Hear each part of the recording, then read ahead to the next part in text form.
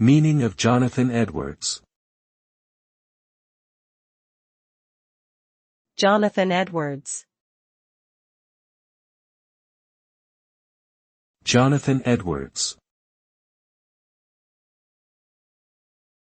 Jonathan Edwards. Jonathan Edwards. Jonathan Edwards was an American revivalist minister, theologian, and philosopher in the 18th century.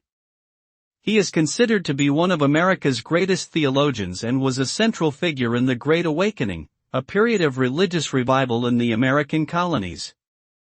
Edwards is best known for his sermon Sinners in the Hands of an Angry God, which emphasized the power and sovereignty of God, and his philosophical work Freedom of the Will, which defended Calvinist theology against the rising tide of Enlightenment rationalism.